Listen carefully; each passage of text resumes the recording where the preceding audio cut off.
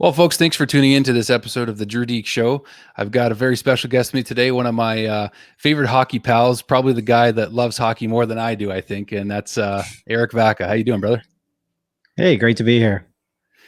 Well, it's cool to have you on, man, because for those that don't know, Eric and I have been helping to lead a ball hockey team the last several years here in Niagara. Kind of just discovered our love and passion for ball hockey, and you're a nice ice hockey player too. I'm still not a great skater, I can't lie, but we've shared our passion for the game on the floor, if you will, with street hockey, and we've had a great time. Rink Rats represent, so and you got your odd man rush jersey on today, representing the squad. Yeah. So there you go. It's a new team. We won't be starting till after the pandemic, but it represents my old podcast, Odd Man Rush. So I really enjoyed doing that, and hopefully we'll be getting back to doing that again sometime soon. Yeah, you guys had such a good setup, like the desk with all the hockey sticks, the jerseys in the back. Like for a hockey fan, yeah, it was awesome. It took like a good year to put that all together, and then we did 20 episodes, and we really enjoyed it. The schedules got in the way and stuff like that, but I'd like to get back to it eventually. It was tons of fun. Yeah, you can see that, right? Just with the three of you guys. So yeah. All right, well, let's get into our topics here today for the show. So we'll start right off the top. V with what does the NHL's latest fines and rulings mean for the future of the game? Obviously, we're talking about Washington and New York, the Tom Wilson situation, the fine, the $250,000 fine the Rangers received, the suspensions that were either lack thereof or minimal at best. So what's your take on just this whole thing that's transpired over the last 48 hours or so? Yeah, well, if we're going to start at the beginning, I didn't think, like, Tom Wilson has always been that type of player. And when that type of player gets into those types of situations, they tend to go too far. I do agree with that. And he has suspension history, but I didn't really think that there was too much in that scrum that was suspension worthy. But I did feel that they should have suspended him at least a game anyways, because we all know what was going to happen the next game if he didn't get suspended. And sure enough, just like clockwork, it happened. But I think the biggest surprise was the Rangers releasing that statement and then firing their GM like 24 hours later, and then getting fined 24 hours after that. And the fine was definitely warranted from the league because you can't have teams just willy-nilly, releasing press releases that call out league officials. I knew that was coming. It was clear that was going to happen. But as far as the whole Tom Wilson situation, I think that you have to do it. You have to give him the suspension, even if you don't think that something was really suspension worthy at that point. Yeah, just to avoid the massacre that happened the next game. Well, we saw, like, the unwritten code is what took over, right? I mean, that's what happened. We had a line brawl, which, when's the last time we've seen that? The last time I remember it was Ottawa and Philly, I believe, way back in the day. Remember they only had like 5 guys on the bench each at that point. Yeah. It was like ridiculous. Yeah. That's the last one I remember anyways.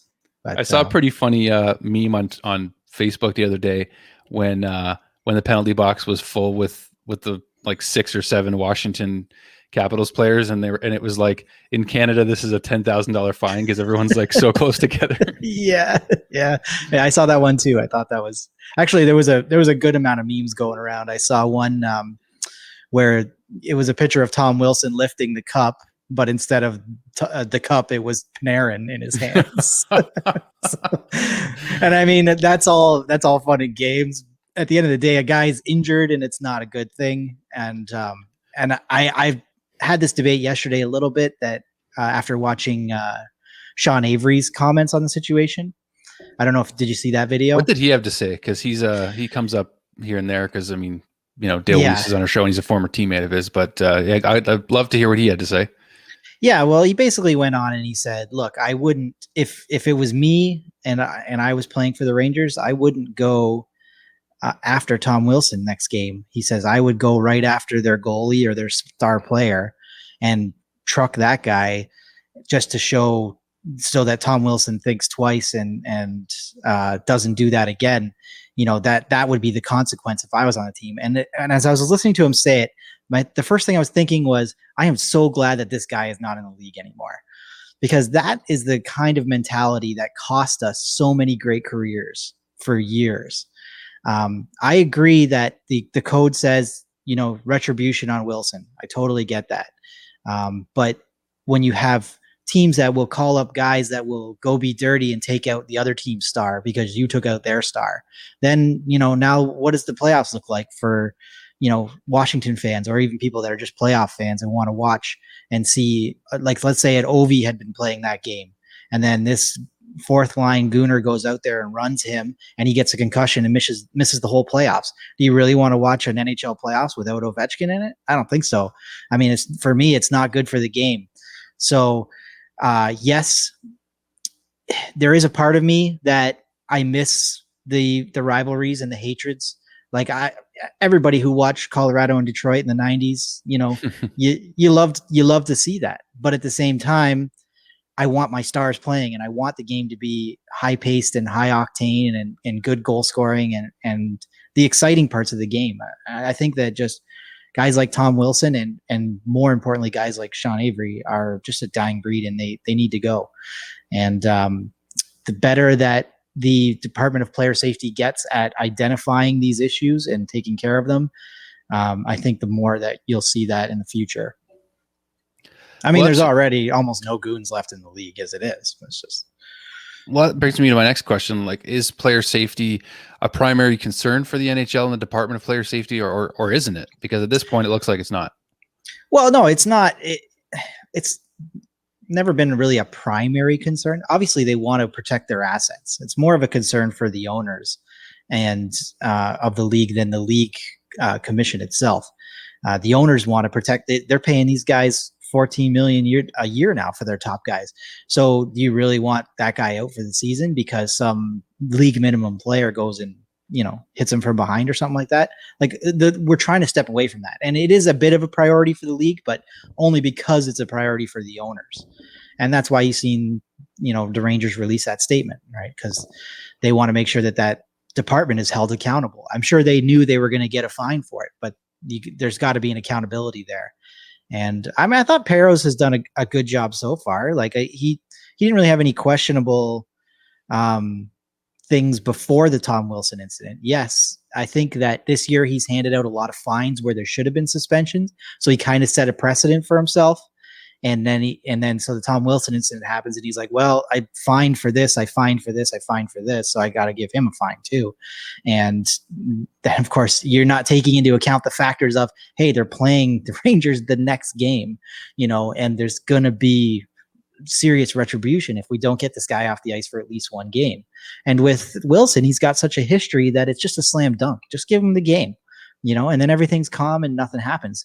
I mean, so many bad things could have happened during that first period where you had 100 penalty minutes, and not all of them are going to be fights. The fights are fine, but sometimes it's going to be guys that can't fight, and they're just going to start slashing at arms and cross-checking from behind to get their form of retribution. And it just costs us too many stars. I mean, think about how long, a guy like Bobby Orr might have been able to play without his knee injuries and stuff like that, playing in the 70s, or Mario Lemieux without his back injuries and stuff like that. I mean, if you think that stuff isn't from the abuse that you're taking from other goons that are just trying to stay in the league by being dirty, then, you're mistaken in that. It just seems tough because earlier in this season, there's been some questionable headshots already. And again, it's been more fines than suspensions. I think of Tyler Myers, Dylan Dubé. I mean, I'm citing Montreal Canadiens examples because I cover the team, but again, like, it just seems like he was kind of following the trend that he'd already started this season, right? If you're referring to Parros, and he's a guy who I don't want to call him a goon, but I mean, he was a guy that was more of a role player in terms of being an enforcer. So, is it proper to have that kind of guy in that role? Well, you'd think so, because like the mentality of putting a guy like that in that role, it makes sense on paper, because you're thinking, well, here's a guy who has been on the other end of those situations more often than, say, another player who didn't really get into those situations. So you would think that person would be able to identify when somebody's being dirty versus when it's an accident and stuff like that. But they've had a few people in the past that also have taken on that role from the same type, that are the same types of players. And honestly, it's never really seemed to work. I think that it's going in the right direction because they probably have people that are weighing in on all these decisions.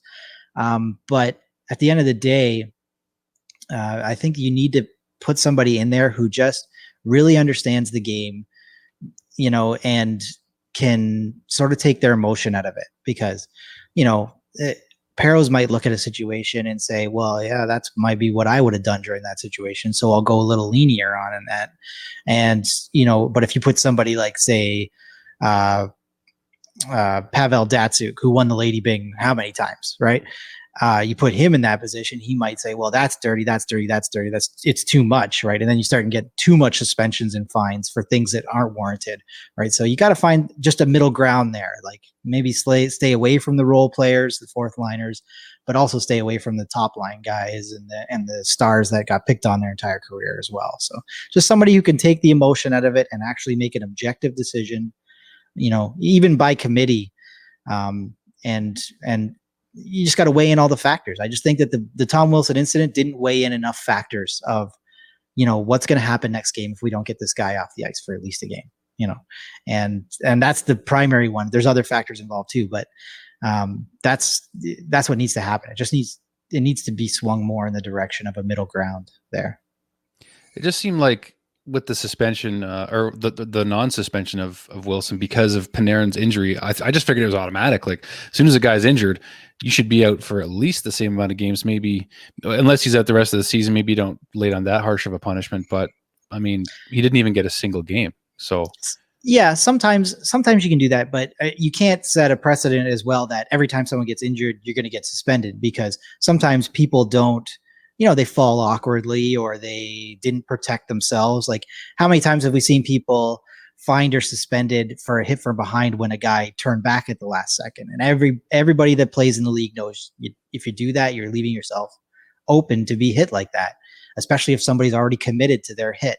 So you don't want to set a precedent where every time someone gets injured, because and other people are some people are just glass.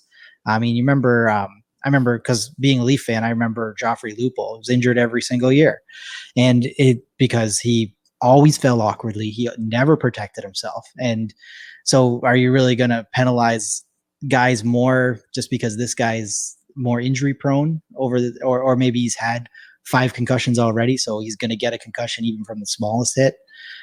You just have to look at the situation objectively. That's all. If you can take your heart out of it and just look at what happened and then look at the situation that's going to happen in the future versus also history of the player in the past, you can make an objective decision and then you're good. But yeah, I agree. Like players like Tom Wilson and, the Sean Averys and stuff like that, I think in 10 years, you won't even see those types of players anymore. It's going to be a total skill game. We've gotten to the point now where almost all, like used to have at least 2 guys a team that were like that. Now, maybe 1 every 2 teams, or there's maybe 15 to 20 guys left in the league like that. And thankfully they're going away. Like you look at the Kachucks, like that's the kind of player that you want to have is a guy that can get under your skin a little bit, but within the rules, you know what I mean? And pushes the edge of those rules, but is also a high skilled player. Brady and Matthew both are like that. They can both bring it on the ice, and they can also be agitators a little bit. So there's a little bit of animosity between teams. It stays exciting, but they're not stepping on the backs of people's ankles or, going knee on knee and stuff like that. Those are the things that need to be taken out of the game. Going back to, that's a good point, by the way, about the way the Kachucks play the game. We've been seeing them a lot this season as you and I Leafs and Montreal fans. And just in terms of the Rangers and their approach to this, because this conversation is going to continue at some level, what should they have done differently, or should they have done something differently? Not just to avoid a fine, but to really try to get this issue more attention. Well, the proper way. You could still do your press release. The press release was fine, but you don't call out George Parros specifically. You don't name drop him, right? Because I think that's what the big thing was. It's like, if a statement is released by a team that says, we're upset with the ref's decisions during the game, and we feel like the officiating could use a review or something like that, you're probably not going to get a fine for that. But if you say, McCreary's the worst ref in the world and he should never be on the ice, something like, obviously that's a bit of an exaggeration, but if you're putting that kind of language into your press release, then where you're calling people out specifically and personally, you're just going to get a fine. And maybe they said, it's all behind closed doors. Maybe they said, we'll take the fine, but something's got to be said here. And maybe they're just saying what all the other owners in the league want to say. We don't know that answer, but I think that they probably considered releasing something a little softer as a press release, but then they maybe thought that they wouldn't get their point across. So they said, screw it, we'll just pay the fine and whatever happens, but we need to say what we want to say. And you can kind of respect that. I mean, whether you agree with it or not, you can respect it, that they would at least, put all their cards on the table that way. Easy way to throw $250,000 away, without, what a problem to have. He's got plenty of money. So original six. Yeah, the Rangers are one of the highest grossing teams in the league. So they're top three. Like if you look at Forbes, right? I think you got Toronto, Montreal, and Rangers. I think that's top three. Yeah, and then Detroit I could be wrong. No, I think you're right, because I think Detroit comes in. I think Toronto's I think it's actually the Rangers first, and then Toronto, Montreal, Detroit. I think that's the order. I could be wrong on Detroit, but I'm pretty sure. I wasn't really commenting the order. I just knew that those were up there. Yeah, but they're like the top echelon of we have some bank, and if we do get hit with a fine, we're going to be okay. But I mean, at the same time, like, couldn't they have been a bit more tactful? Like, all they had to do is not name drop them, I think, and then just that's exactly what I said. I mean, you have to soften it a bit. You can't call people directly. But if you're trying to get that point across specifically, that you don't like Parros in that role, not that the Department of Player Safety isn't doing their job right, which could be easily ignored. If you want to say Parros is the wrong guy for the job, then you got to take a fine. That's just how it goes. Well, that's what I mean. Like, I don't really know that it's Parros specifically. Maybe it's based on the last several years and this season and just the way things have gone. It's just maybe frustration boiled over, and it happened to one of their guys. One of their stars gets hurt. I mean, regardless of whether the Rangers are in the playoff run or not, I think that was the point, was they were trying to send a message, but it would have been more powerful, I think, if they were aligned with other teams and had the backing of other franchises as well. Yeah, I mean, you probably wouldn't have seen that fine if they had had a few people sign off on it. But I had never heard of that happening before. I've never seen a press release released by all owners or something like that, save for lockout times. But yeah, that would have been an interesting situation. But that's all I can say about it, is that they should have just softened it a bit if they didn't want to get fined. But if they did want to make sure that they said Parros' name, then they got to take a fine. That's how it goes. Yeah. Well, kind of shifting gears here a little bit, just because you and I, of course, are Montreal Toronto fans. I just want to get your quick take on the potential prospective playoff series between these two, because we don't know for sure if it's going to happen, but it is more likely than not overall, at least closer than it's ever been. So what are your thoughts on it? It looks that way, yeah. And I mean, personally, I would love to see it. Like I said, it hasn't happened since 79. And so that's not even in my lifetime. And I kind of go back to 93s when I first, I started watching hockey around 91, 92. I was 9 years old. And in 93, it looked like the Leafs were going to go to the finals against the Habs. We kind of had the Kings on the rope, and then, we got Gretzky'd, and, lots of teams got that in those days. So, it was kind of a disappointment, especially my neighbor growing up, great friend of mine, Barry, he was a goalie. He was a big Habs fan too, big Patrick Waugh fan. And we used to always watch the games together in one of our houses. And we were so excited for that Toronto-Montreal matchup. And then didn't happen. And of course, after that, Toronto went right off a cliff, and they haven't been good forever, save for a little bit in the early 2000s. And so we just and the divisions changed, so that we're in the same division. So even if it's going to happen, it's going to happen early rounds. But you'd think that they would at least meet once or twice. I mean, how many great Montreal Boston matches do we get in playoffs? And that's a great rivalry. It's the one you love to see. So not having a Toronto Montreal playoff matchup in my lifetime, I'm really excited to see if this is going to go down. Yeah, I just think that it's so long overdue. But at the same time, I think that it'd be better if both teams were really good, right? Toronto is all in this season, right? I mean, they grabbed Nick Foligno, they grab a couple other pieces before the deadline, even before this season in the summer. I just like Jason Spezza. He's been here a couple years now, but I mean, they had Simmons, they had Thornton, Rittich. Yeah, I mean, they've really insulated their stars. Galchenyuk, right? Like, look at this. Remember that conversation? Like on Odd Man Rush, I remember last time you guys talked about Galchenyuk and just like, he's got to get out of the Montreal market, and then he bounces around, and then now he gets an opportunity from a young GM that believes in him, and look what's happened. Yeah, he's really like, this is his chance. He's got to rebound his career now, or he's going to be relegated to fourth line league min for the rest of his career. And he's totally making an effort. When you watch Leaf games now, he's all over the ice now. Even if he's not always doing the right things, he's always pushing hard. He's always trying as hard. Like, I watch Leaf games religiously, and I tell you, one of the most frustrating guys on the team for me is William Nylander. Not because he's got great skill, it's just the effort isn't quite there. You know what I mean?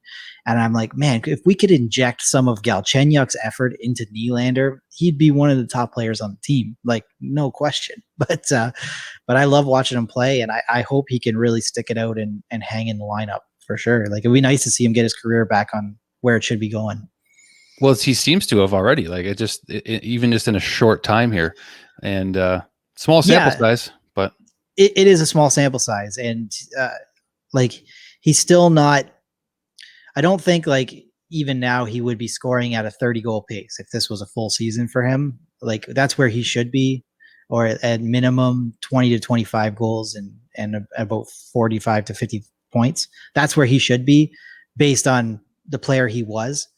But right now he's just sort of stepped into, because he's playing primarily with Tavares and Nylander, and he's really stepped into that kind of get in and grind out. And it almost seems like he's trying to reinvent himself as a player, like more of a Zach Hyman type player, which is fine. If you can do that, you'll always get the opportunities that you need to do, especially when you got a bit of a scoring touch. So I root for him. And I think that seeing him play against his old team in the first round of the playoffs would be quite exciting. Yeah. I mean, what is your take on this current Leafs roster? I mean, I know that everyone has their frustrations with Nylander and stuff like that, but it's the ongoing. It's like the Canadiens and Jonathan Drouin, and now he's taking a leave of absence for undisclosed reasons. But that's another story. And hopefully he does come back and he takes care of what he has to take care of. We don't really know what's going on with them fully, but what are your thoughts on this current Leafs roster? I mean, they're not going to play the Bruins in the first round, but they might play them in the second or third round if they get through. But regardless of that, I don't want to skip ahead too far. What's your feeling on this team and how Kyle Dubas has constructed? Like, have they had a better opportunity right now to really push for at least to be a contender right now? Well, this is their best opportunity they've had since early 2000s. So it's been a good 20 years since we've had a team this good. In the past, since we started making the playoffs again around 2017, we've had good players, but we didn't quite have the depth, and there was holes. But when you look at it now, there's guys, like, the depth is fighting for spots. And when you have people that can step into those spots and produce, even right down to the backup goalie being Campbell for most of the year, stepping up and taking that opportunity, and Rittich wanting an opportunity. Now Anderson's going to want his net back. All of our third and fourth line guys are all fighting for spots. Like, it's a problem now that the Leafs have, which is a good problem to have, which is, who am I taking out of the lineup? Like, everybody's stepping up their game. Everybody's playing good. And every time somebody's taken out of the lineup, like Brooks was taken out of the lineup last night, he's played so good on the fourth line with Thornton and Spezza that it's almost sad to see him taken out, because I mean, the kid's done everything that you could possibly want out of him. And how do you say, sorry, you're sitting, and come playoff times, somebody's heart's getting broken? It's unfortunate, but like somebody who's good is going to have to come out. And it's a good problem to have, though, because somebody's going to tweak something, somebody's going to get an injury, and then you're going to have somebody that's going to be able to step in and really fill the role well. So, I mean, as excited as I am about a Toronto-Montreal matchup, I don't think it's going to be all that close if it does happen, just because I think Toronto's poised as a contender right now, and Montreal is really an up-and-coming team. They have a lot of young guys that need to learn how to win in the playoffs first. They did really well in the play-in round last year. I was impressed with how they stepped up. But I still think that they remind me, honestly, of the Leafs like 2 or 3 years ago, where they have some really good, a couple good veterans, a couple good young guys, and just a few holes that might keep them from getting over the top. Of course, we always see upsets. Upsets always happen, and if there's going to be an upset, it's usually against Toronto, right? We just get used to that as Leafs fans. But I think that this is Toronto's best chance this year, and they know that, and they need to hold on to that, because that's going to be what's going to motivate them to get through. Yeah, because they just seem poised. I mean, even if you just watch them, even when Montreal was beating them, like the day of the trade deadline, that game, which was the night of the trade deadline, Montreal was winning, but you just watch Toronto and they just look like they could turn the game on a dime whenever they felt like it. They just have that skill and that talent, and now the depth to go with it. So yeah, that has to scare you a little bit. And it just seems like Dubas has really done a nice job of, again, insulating the lineup, and it's a good problem to have with guys being able to come in and out, because at the end of the day, if you're going to win a championship, if you got in there and contributed even in the smallest of ways, you can still feel good about wearing that ring. So I don't think sure. Yeah. I don't think guys are going to care how much they contribute as long as they win, man. Yeah. Yeah. And another good thing that doesn't get talked about enough is that we've brought in people that are great for the dressing room. Right. So huge. Absolutely huge. You think about Toronto's losses against Boston and Columbus and Washington over the past few years, and a lot of times something will happen during the course of a series that just seems to deflate the entire team. So when you got guys now like Thornton and Spezza and Simmons and those guys that can just say, boys, calm down, we're still in this, it's still good, let's go out there and play our game, let's step it up, do what we got to do. I think that that's going to be huge for the young guys like Matthews and Marner and stuff like that, who are really chomping at the bit to get a series win here. I mean, and Toronto needs it bad. Toronto's got the second longest series win drought of any team in the NHL. I was going to ask you, do you know who number one is? Oh boy, who's gone the longest without winning a series? I looked this up the other day. My first thought is Buffalo, but I don't know. I don't think it is. Nope, it's Florida. Florida Panthers. Oh wow, they're on fire this season too. 1996 was the last time they won a series. The year they were in the Stanley Cup.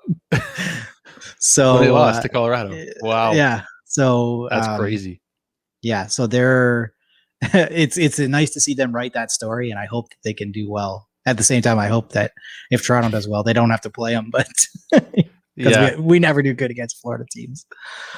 Well, that Tampa, I don't know. I mean, it's hard to pay attention outside of the North Division this year as a Canadian hockey fan, if you're being perfectly honest, because at least for me, it's tough.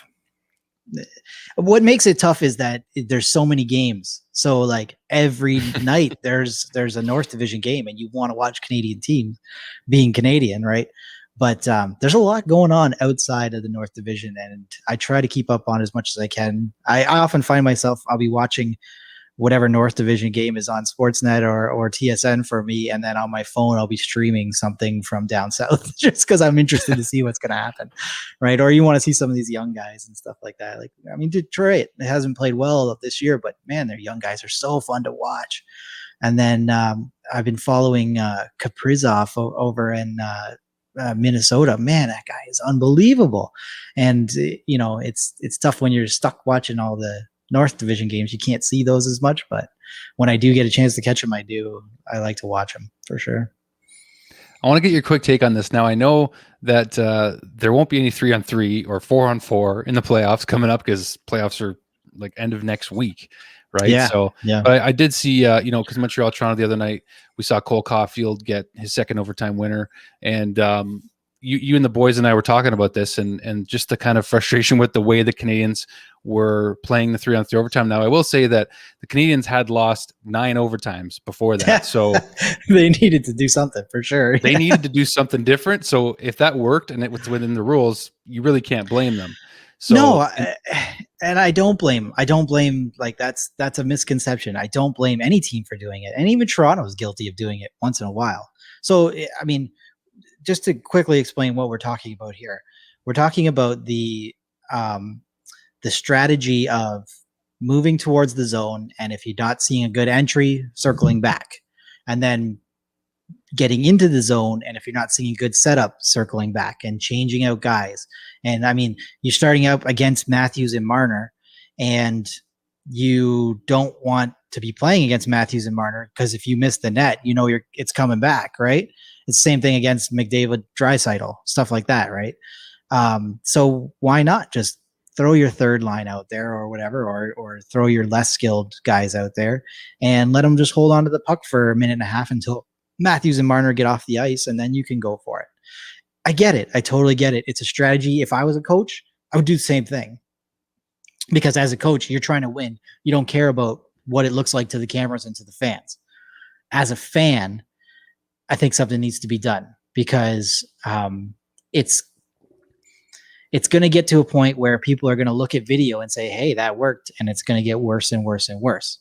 Now, you can probably curtail it a little bit by extending the playoff or the overtime to 10 minutes, because then you can only go forward and back off so many times before you're going to have to change too, and other things like that.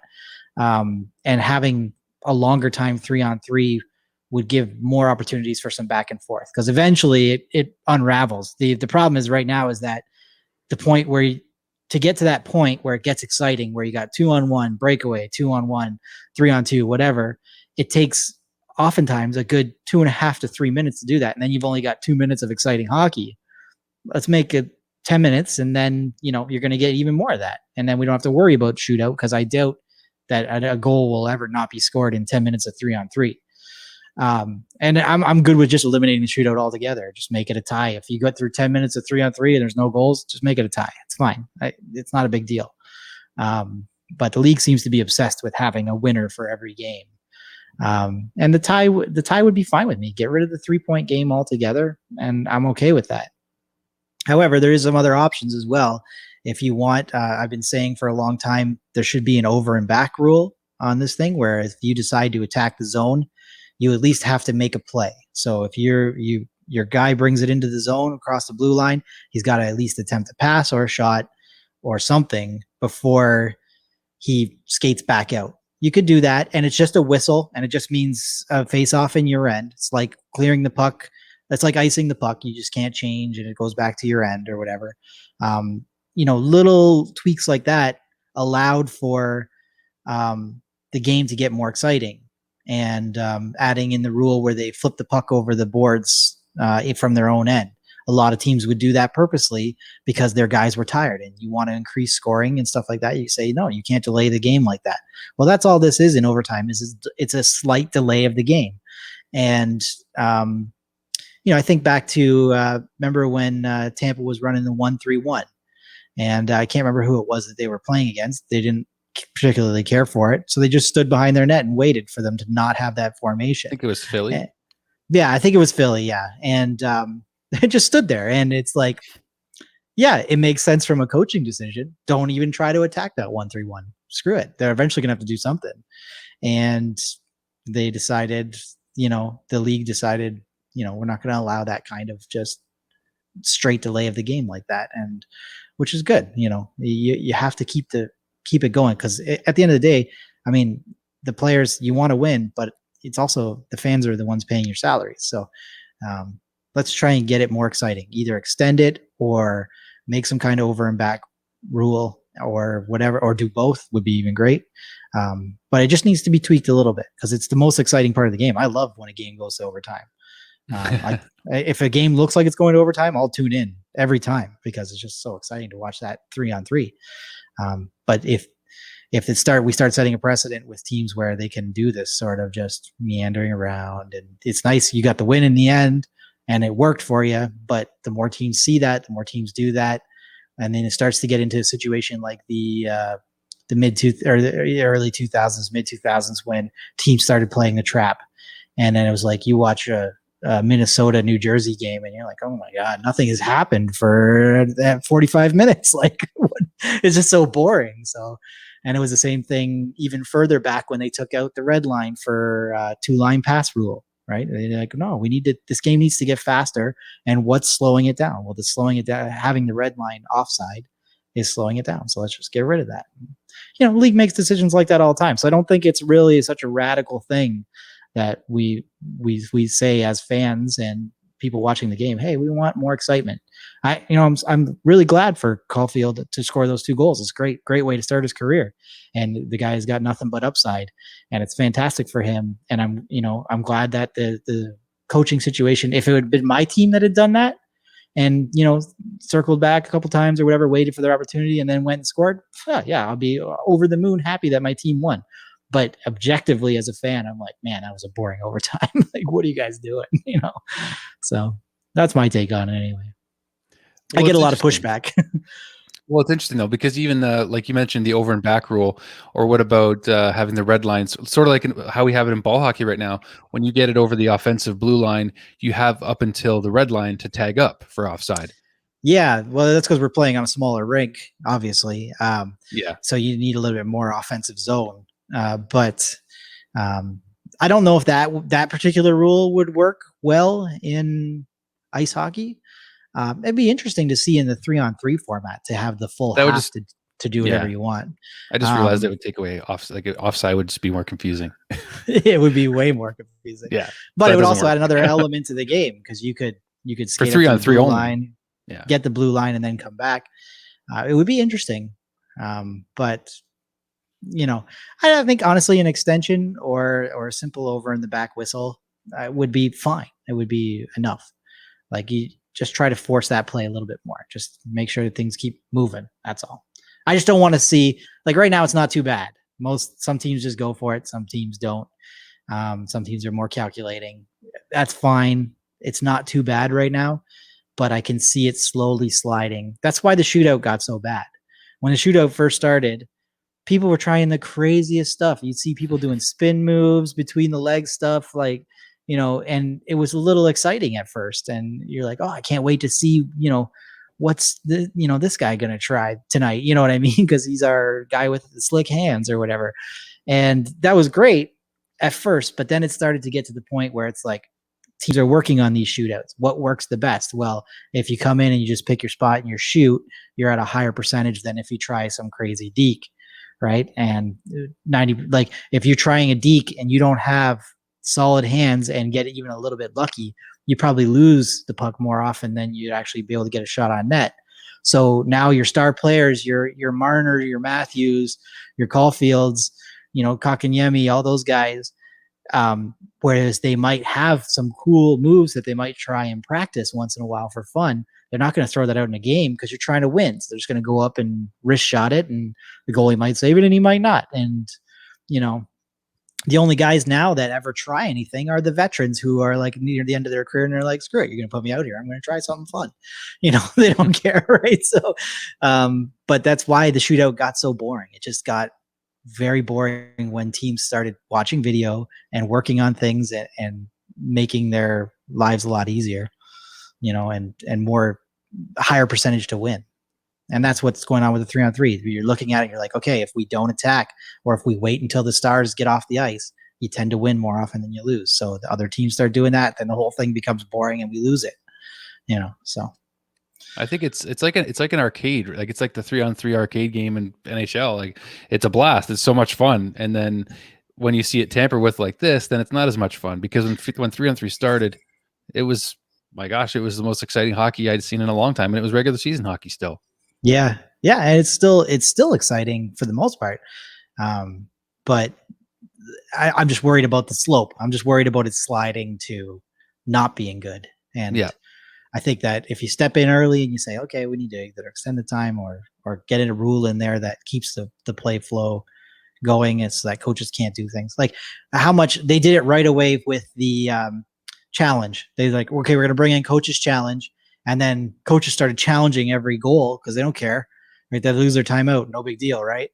So they said, oh, okay, it's slowing down the game big time. Let's make it a penalty. And then all of a sudden, the coaches' challenge started tapering off. Guys had to be sure before they would challenge. And it stopped that little bit of a delay that was happening almost every game. So They also that's have 500 iPads on the bench now. Yeah, and that's first, which is fine. That's the perfect scenario. That was a better scenario than allowing them to just challenge whenever they want.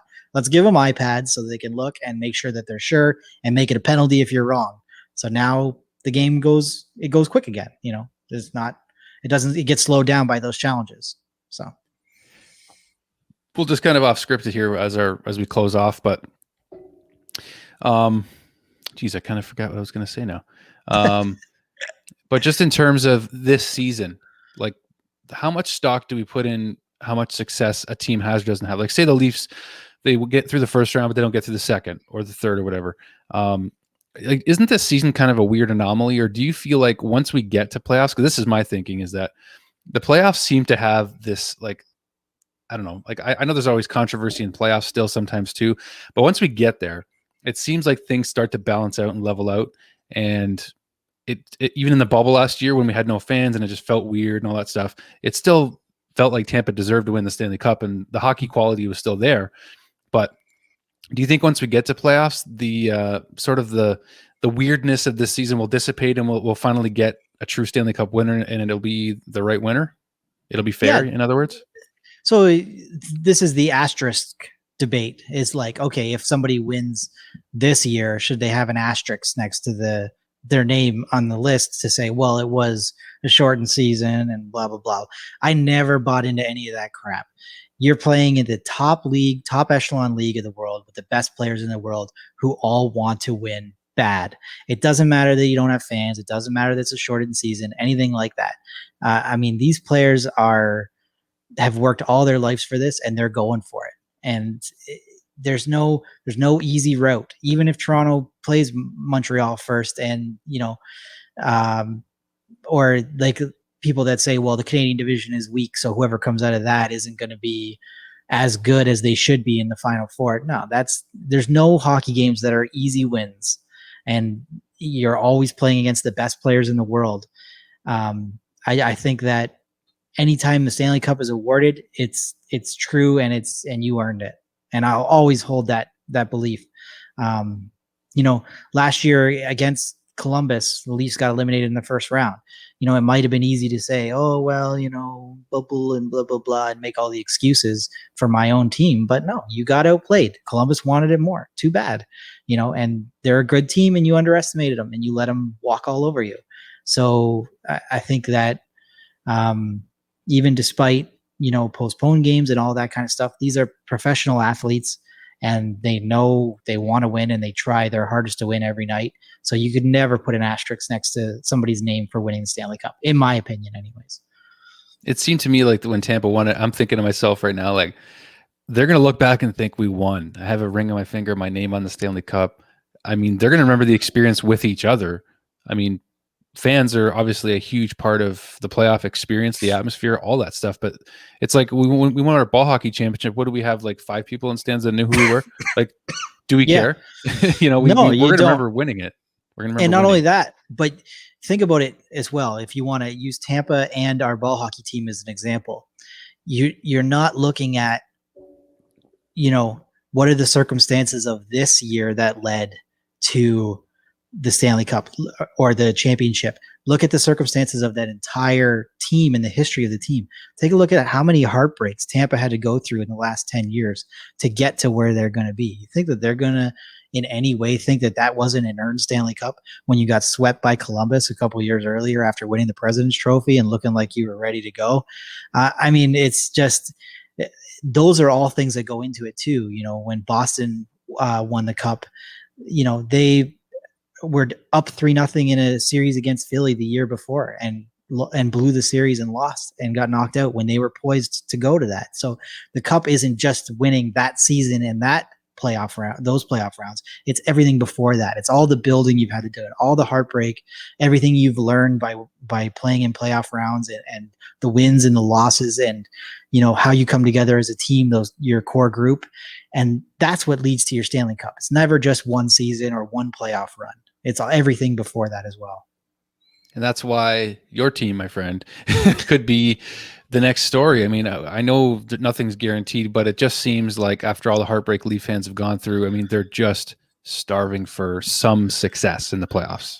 Well, anything less than Final Four will be a disappointment for us this season. I think there's no team that has that we haven't proven that we can beat during the regular season in the Canadian division when we go for it. And once you get to the Final Four, anything could happen. I mean, I was just talking the other day to friends of mine about how great it would be if, after losing to Boston 3 times in Game 7s, imagine if we get seeded up against Boston in the Final Four and then beat them in a Game 7. What a storybook that would be. That's what I've thought about that too. Yeah, and I mean, that would be like the penultimate. And then if you get to the finals, well, then anything can happen in the finals too. There's some tough teams out there. There's like teams that really worry me about playing in the playoffs. Even if we win those first 2 rounds, you're looking at teams like Vegas and Colorado, and Carolina's unbelievable this year. Tampa can always do something. Florida, Washington, even Pittsburgh. I mean, Pittsburgh is always quietly just one of the best teams in the league. You got the Crosby factor. Carter's over there playing amazing right now, and 4 he's goals always good. night. Yeah, he's great in the playoffs too. He's a guy you don't want to play in the playoffs ever. He's won too. And they know how to win. So all those teams know how to win because they've won before recently, and that's a scary thing for Toronto fans. But we really need to come out of at least the Canadian division to be considered a success this year. And I think that they have the tools, and this is their best opportunity to do it. A lot of guys are on 1-year contracts, won't be back next year. We do have some young guys coming up that'll help, but I think if they're going to do it, they've got to go for it this year. And they have. Of course, they've put their team together as best they possibly can to go for it. It's not on Kyle Dubas at this point. No, not at all. Or even Sheldon Keefe. He's coaching really well. I think it's really been put into the players' hands to say, we've given you everything you need to succeed. Go for it. And now it's time to test and see. I mean, in years past, you can blame Babcock for a lot of the struggles because he didn't coach that team the way it was built. Dubas built a team that needed to be coached a certain way, and Babcock wasn't doing that.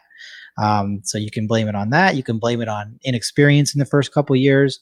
I mean, the first year they made the playoffs in the Matthews-Marner era, they went to overtime with Washington 5 out of 6 games. And that could have gone either way. That could have ended up being a sweep for Toronto if those overtimes had went a different way. But the expectations weren't there then, and the expectations have been growing. And there's been disappointments against Boston twice in a row after the Washington. But even after those losses, the next season, the expectations grew again and again and again.